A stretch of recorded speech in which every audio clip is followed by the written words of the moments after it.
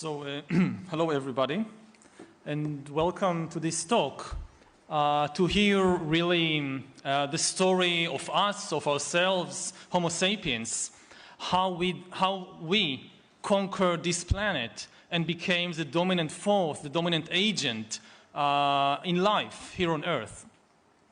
And I would like to begin this story about 100,000 years ago, when Earth was a very different place from what it is today, and when humans were very different from what they are today. 100,000 years ago, in addition to our ancestors, Homo sapiens, that lived in East Africa, planet Earth was home to at least 5 other human species. We were not the only humans on Earth. And this may sound quite strange to us, because we are used to being the only humans around. We think it very strange that there could be humans from a different species. We are used to a situation in which everywhere you go to France, you go to China, you go to Kenya, you meet the same kind of people, Homo sapiens. But actually, this is quite strange, this situation of having just one human species all over the world. If you look at other animals, almost all other animals come in many different flavors, not just in one flavor. If you think about bears, for example, there are different kinds of bears living today on the planet in different places. If you go to the Arctic, you find polar bears. If you go to North America, you find grizzly bears. Here in Europe, in certain places, you find brown bears and black bears. In China, you have panda bears. So why have just one species of humans?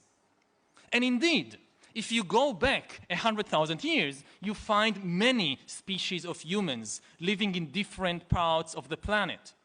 But the most important thing to know about all these human species is that all of them were unimportant.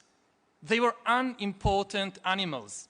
Altogether, if you count all the humans on Earth, you find that back then there were about 1 million humans, and their impact on the world, on the ecological system, on the other animals and plants was quite small, not much bigger than the impact of jellyfish or woodpeckers or bumblebees. We were just another kind of not very important animal. Now, if we fast forward to the situation today, 100,000 years later, and 100,000 years is a very short time in evolutionary terms. It's a very short time. Within this 100,000 years, everything changed.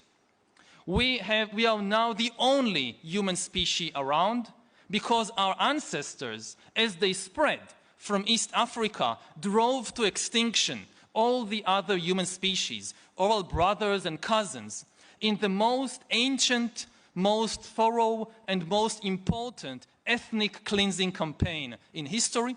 This is why we are now alone, because we got rid of all the others. And we are no longer insignificant. We are now the most important animal on the planet.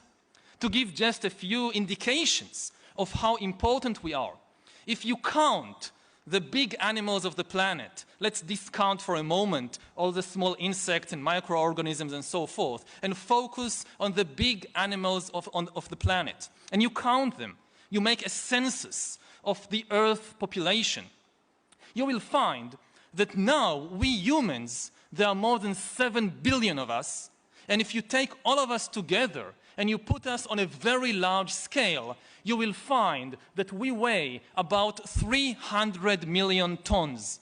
There is 300 million tons of humanity on the planet. Now, who else is on the planet? We have all the domesticated farm animals that we have enslaved to our own needs and desires and whims. And if you take all of them, all the cows and chickens and pigs and so forth, and put them on a very large scale, you will see that they weigh about 700 million tons. Now, who else is on the planet? If you read children's fairy tales, or you watch Disney movies, or you watch the National Geographic channel on television, you might easily come under the impression that the world is full of lions and elephants and whales and alligators and ostriches and penguins. And this is true on television, but it is no longer true in reality. In reality, they are no longer there. If you take all the large animals, all large wild animals of the planet, large, let's say, from a few kilograms and upwards, if you take all the lions, all the giraffes, all the elephants, the whales, the dolphins, the alligators, penguins, and you put them on a very large scale, you find that they weigh about less than 100 million tons. Less than 10% of the population of large animals is still wild animals. And even their survival at present is completely dependent on our desires and decisions. So we've really transformed ourselves from apes, from insignificant apes minding their own business in a corner of Africa. We have transformed ourselves into the gods of planet Earth. And when I say that humans are now becoming gods, this is not meant as a literary metaphor. This is meant in actual fact. We are acquiring the abilities that traditionally, in most mythologies, were considered to be divine abilities. For example, in the book of Genesis, God creates animals and plants and humans according to his wishes. This is a divine ability of creation. We are now acquiring this ability for ourselves. We are learning how to create life. And we are doing it, or we are trying to even surpass God in the creations, in the kind of creations that we make. For 4 billion years, all of life evolved according to the principles of natural selection. Now, we are introducing a new principle. The first time in 4 billion years that something fundamental changes in the basic rules of the game of life. We are replacing natural selection with intelligent design, not the intelligent design of some god above the clouds. Our intelligent design is now becoming the driving force of the evolution of life.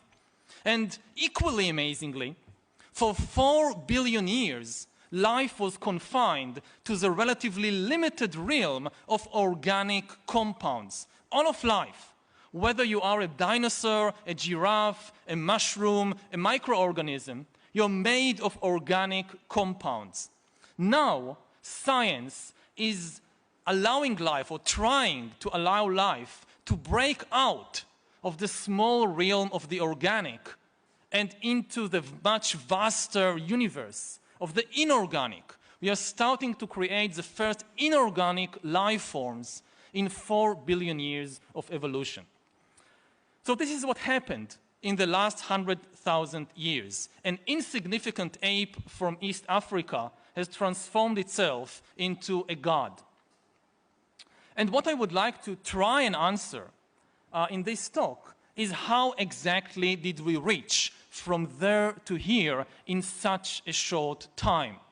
What is the sapiens' secret of success? Now, usually, when we ask this question, what makes us so special and so superior to all the other animals, we tend to look for the answer on the individual level. We want to believe, I want to believe, that there is something special about me, about my body, about my brain, about my mind, something that makes me such a superior creature in comparison with a chimpanzee or a pig or an elephant or a dog. But the truth is that on the individual level, we are embarrassingly similar to chimpanzees. And if you take me and a chimpanzee and drop us together on some lonely island, we have to struggle for survival to see who does better. I would definitely place my bets on the chimpanzee, not on myself. And this is not something wrong with me personally. I guess if they took almost any one of you and placed you alone with a chimpanzee on some island, the chimpanzee would do much better. It's not on the individual level that we are superior to chimpanzees and Neanderthals and other animals. Rather, it's on the collective level. The reason we dominate the planet is that we are the only animal capable of cooperating flexibly in very large numbers. Now, there are, of course, other animals that can cooperate in large numbers. The most obvious example are the social insects, the ants, the bees, the termites. They can cooperate in thousands, sometimes even millions, but they lack flexibility. Cooperation among the social insects is very rigid. There is basically just one way in which a particular bee species can organize itself, in which the beehive can organize itself.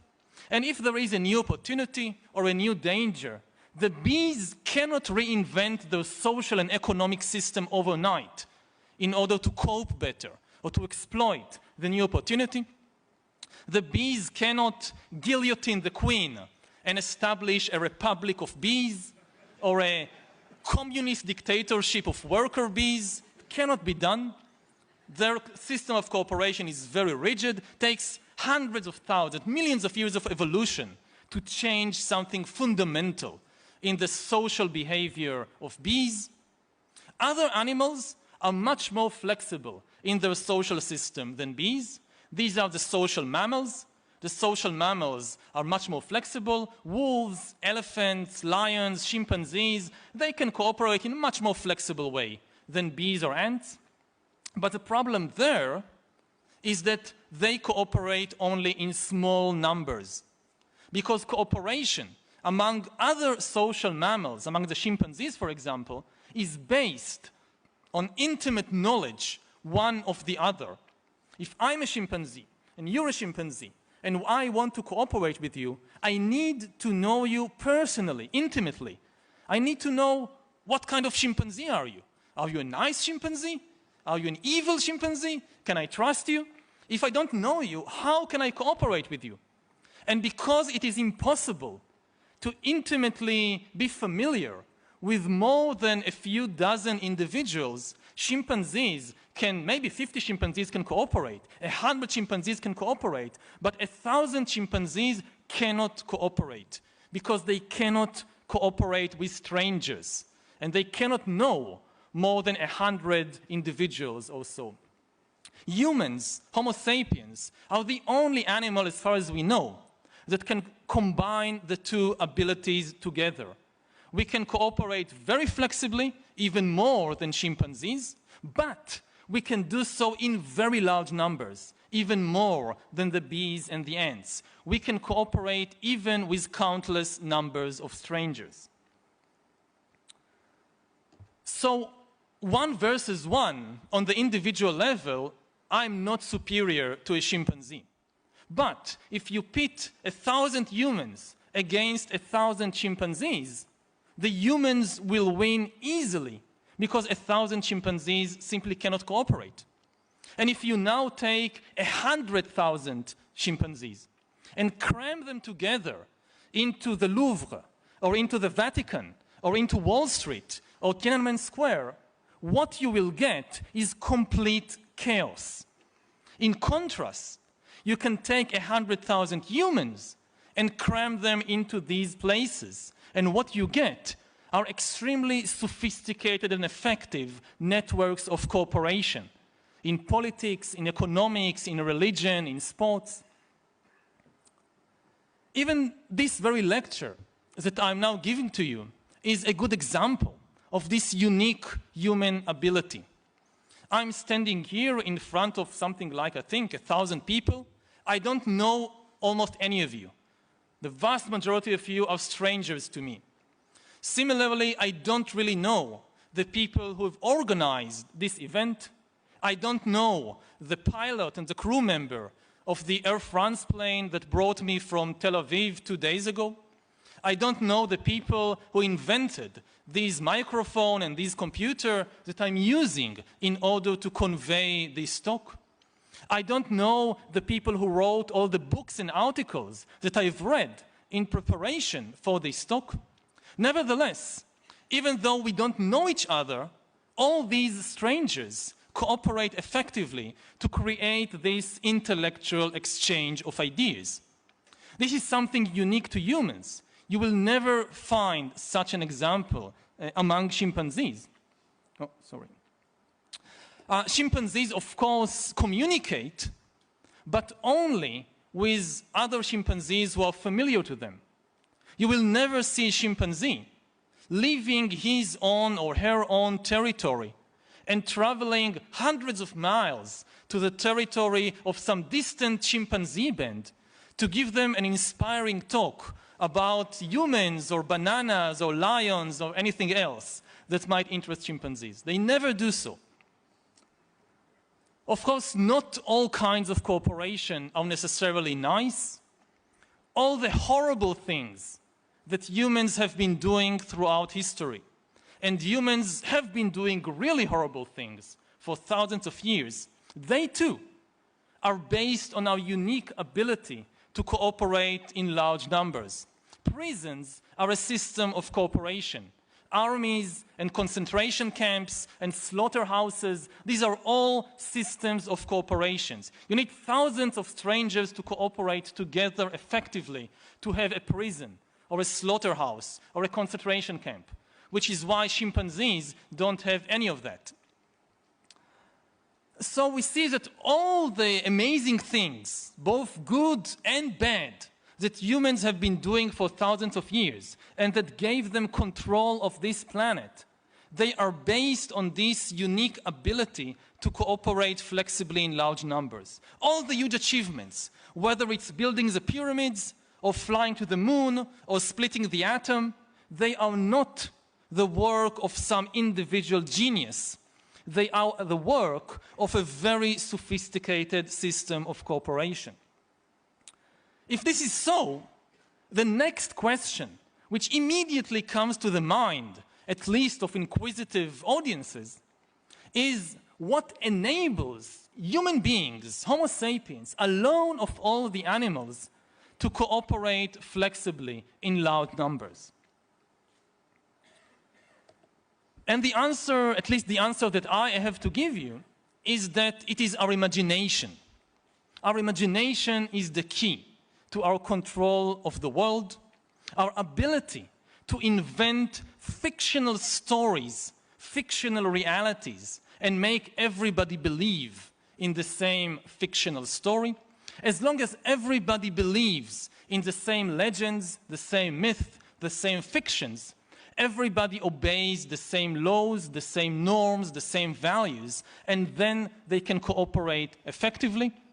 All other animals use their system of communication only to describe reality.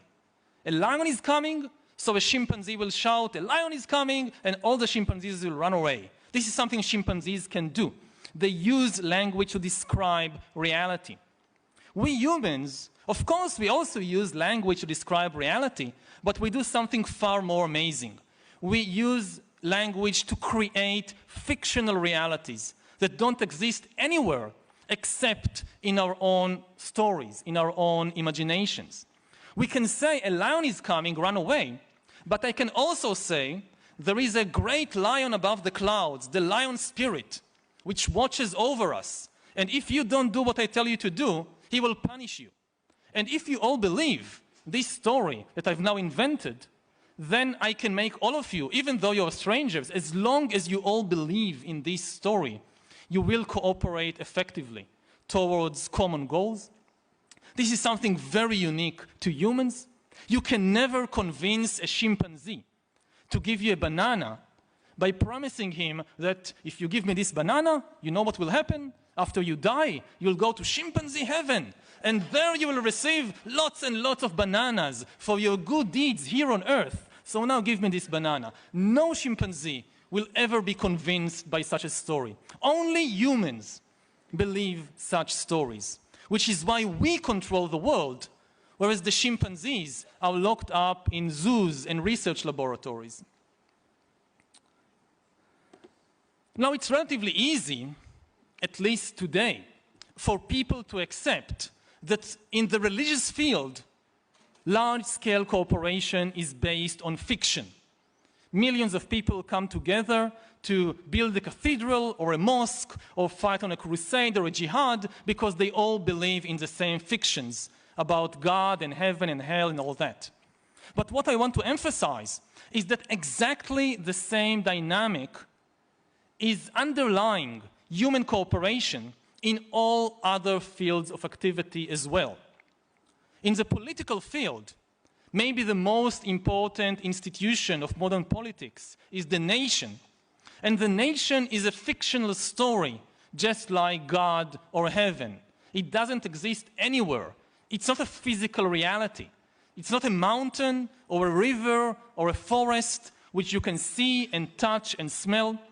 The only place nations exist is in the stories we invent and spread around. Similarly, in the legal field, maybe the most important idea of our times is human rights. But human rights are a fictional story, just like God and heaven and hell. They are not a reality. They are not a biological reality.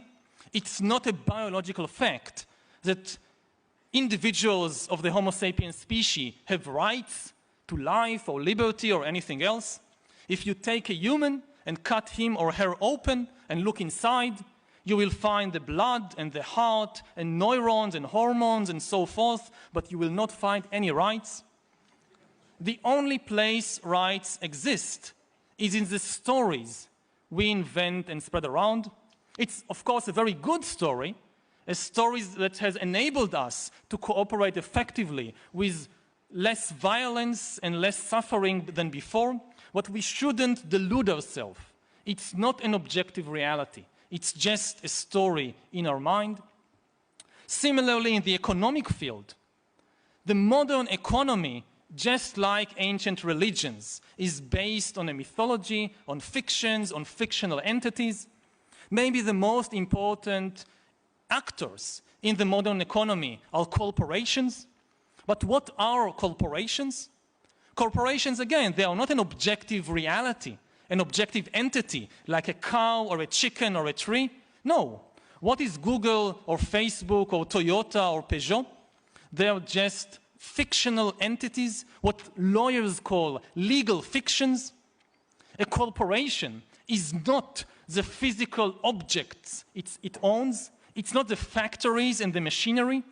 Some calamity, like a war or an earthquake, may destroy all the factories and all the machinery of, let's say, Toyota. This doesn't destroy Toyota. Toyota still exists. It still has money in the bank. If it doesn't have money, it can borrow money from the bank and build new factories, buy new machinery. The corporation is not the physical assets. Similarly, a corporation is not its employees, the workers. All the workers may go on strike, demanding higher wages or less working hours. And the management of the corporation becomes very upset and says, you're all fired, you're all dismissed, we are moving production to Bangladesh. What happens? All the workers are no more, at least they don't work for the corporation anymore, but the corporation is still there because it's not the workers. Similarly, it's not the managers. All the managers may come together and go on a plane to fly to Bangladesh to sign this important business deal. And on the way, the plane crashes, and all the management is instantly killed. The corporation is unharmed. Nothing happens to a corporation. It just hires new management. So the corporation is not the physical assets or the people. It's just a legal fiction, a story invented and maintained by the powerful sorcerers, which we call lawyers. And what do corporations do all day? Mostly, they try to make money. But what is money? Money, again, is just a fictional entity, a story in our own minds. If you take a dollar bill or a euro bill and look at it, it has no value, it's worthless, you cannot eat it, you cannot drink it, you can't do anything with it. But then come along the greatest storytellers in the world.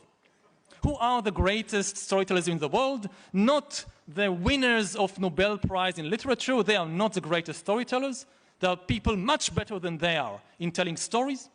The greatest storytellers in the world are the bankers and finance ministers who come to us and tell us, look, you see this green piece of paper?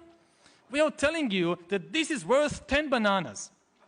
And if I believe it, and you believe it, and everybody believes it, it actually works. I can take this worthless piece of paper, go to the supermarket, to a stranger whom I've never met before, give him this worthless piece of paper, and get real bananas in exchange, which I can actually eat. This is something amazing that only humans can do. Chimpanzees may trade, may barter. You'll give me a coconut, I'll give you a grapefruit or a banana. This can work with chimpanzees. But you give me a worthless piece of paper and you expect I give you a banana? What do you think I am, a human? It will never work with a chimpanzee. And in fact, money is probably the most successful story ever told because it's the only story everybody believes. Not everybody believes in God. Not everybody believes in the nation. Not everybody believes in human rights. But everybody believes in money and in the same kind of money. Even if you think about somebody like, I don't know, the Osama bin Laden or the Islamic State. They hate the United States. They hate American politics and American religion and American culture. But they have nothing against American dollars. When the Islamic State captured cities in northern Syria and Iraq, so they burned the flags and destroyed the statues and the museums and killed people and so forth. But when they entered the banks and found stacks of American dollars with pictures of American presidents and with symbols of American democracy, they did not burn them. They took them and made use of them. Because even the Islamic State believes in the dollar. It's the most successful story in the world. Now, of course, telling effective stories is not easy. You might get the impression from this talk, oh, it's very easy, you just go around, you tell a story, everybody believes you, and you change the world. But it doesn't work like that, because it's very, very difficult to convince people to believe one particular fiction and not another. Why this God and not that God? Why this money and not that money? It's very difficult to convince everybody to believe in the same fiction. And actually, most of the wars and conflicts in history resulted from this difficulty in convincing everybody to believe in the same story. People sometimes ask, why do humans fight? And they think that humans fight for the same reasons that other animals like chimpanzees fight. That they fight over territory, they fight over food, but this is not true. With a few exceptions, very few of the wars of history were about territory or food. They were mostly about fictional stories. To give an example I'm well familiar with, I'm coming from Israel, so I know something about wars and conflicts. And if you ask yourself, what is the Israeli-Palestinian conflict about? It's not about food, and it's not about territory. There is enough land, objectively speaking, there is enough land between the Mediterranean and the Jordan River to build houses and schools and hospitals for everybody. And there is enough food to feed all the Israelis and the Palestinians. There is no objective shortage of either. The problem is that you have at least two groups of people with completely different fictions in their minds, and they cannot agree on a single story that both can be happy with. To give a counterexample, if you think about the history of Europe over the last century, so a century ago, in 1916, Europeans were killing each other by the millions fighting in the First World War. Today, and in the last few decades, Europe, especially Western Europe, is probably one of the most peaceful places on earth ever. What made the difference? It's not that Europeans discovered new land that they could now share between the Germans and the French and the Italians, so everybody have more land and they are happy. No, you have exactly the same amount of land as before. But the Europeans managed to create a single European story, a single European identity that most of them are happy to live with, at least for now. So this is why there is peace, whereas there was conflict a century ago. To conclude, we can say that humans control this planet, and they now control the future of life, because we live in a dual reality. All other animals live in an objective reality. The reality of a chimpanzee consists of objective entities like mountains and rivers and trees and lions and elephants. We human beings, we also live in an objective reality. In our reality too, there are rivers and trees and lions and elephants. But over the last few centuries, or more correctly, last few millennia, we have constructed, on top of this objective reality, we have constructed a second layer of fictional reality. A reality consisting of fictions, like gods, like corporations, like money, like human rights. And as history unfolded, the fictional reality became more and more powerful. So that today, the most powerful forces in the world are these fictional entities.